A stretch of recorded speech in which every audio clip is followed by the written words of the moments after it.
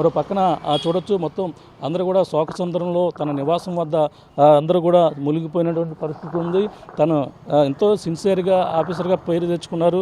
కానీ ఒక మాట ఈ విధంగా ఏదైతే ఆరోపణలు వచ్చాయో ఆరోపణల నేపథ్యంలోనే అక్కడ కొంతమంది అంటే మనకి ఒక వాయిస్ రికార్డ్ అంటే ఏదైతే ఆడియో టేప్ తన స్నేహితులతో మాట్లాడిన సంభాషణ అతను నచ్చజెప్పే ప్రయత్నం వద్దురా ఈ విధంగా ఎటువంటి చేయకంటే నేను అతను మాట్లాడినటువంటి వ్యవహారాన్ని కూడా చూస్తుంటే ప్రతి ఒక్కరు కూడా ఆయన మాట్లాడి తను ఒప్పించే ప్రయత్నం అయితే చేశాడు స్నేహితుడు. కానీ ఇది చివరికి ఈ విధంగా చేస్తారని కూడా ఎవరు కూడా ఊహించలేదు.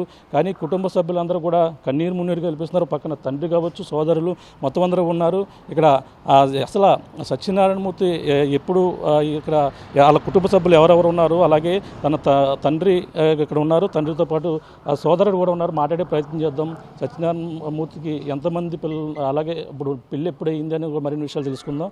సో చెప్పండి, మీ తమ్ముడు సత్యనారాయణమూర్తికి మీరు అన్నదమ్ములు ఎంతమంది, మీ తండ్రికి ఎందుకు ఈ విధంగా జరిగింది? మా నాన్నగారికి 3 సంతానం అండి. పెద్ద అబ్బాయిని నేను, తర్వాత చెల్లాయి, తర్వాత తమ్ముడు, 3 అండి. అంటే ఇప్పుడు ఏం చేస్తుంటారు? అంటే మీ తమ్ముడు ఎస్ఐ గారికి ఎప్పుడు పోస్టింగ్ వచ్చింది, ఎక్కడెక్కడ విధులు నిర్వహించారు ఆయనకి 2012లో పోస్టింగ్ వచ్చిందండి. ఆయన ముందుగా కృష్ణా జిల్లా చేశారు, కృష్ణా జిల్లా కోడూరులో చేశారు, తర్వాత మచిలీపట్నం చేశారు. మచిలీపట్నం నుంచి ఆచంట నుంచి నరసాపురం, పాలకొల్లు, పాలకోడేరు, కాళ్ళ, భీమవరం, పెరవలి, లాస్ట్గా తణుకు చేశారండి. అంటే మరి ఎస్ఐకి ఎప్పుడు వివాహమైంది? ఆయన ఎంతమంది పిల్లలు ఉన్నారు ప్రజెంట్ ఇప్పుడు? ఆయనకి 2018లో వివాహం అయిందండి. ఆయనకి ఒక బాబు, పాప.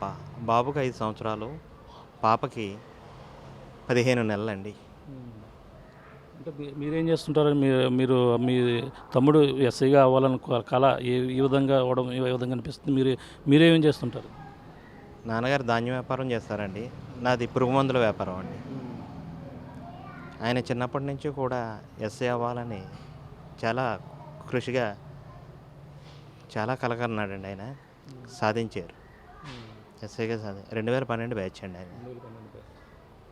మరి ఇది ఈ విధంగా కనీసం ఈ జరిగే ముందు కనీసం ఫోన్ కానీ ఏం కానీ మాట్లాడడం కానీ ఏం జరిగిందంటే అసలు ఎందుకు ఏం జరిగిందంటారు? అసలు ఏం జరిగిందో తెలియదండి, ఏ విషయం కూడా తెలియదు. పాపం పుణ్యం దేవుడికే తెలియాలి.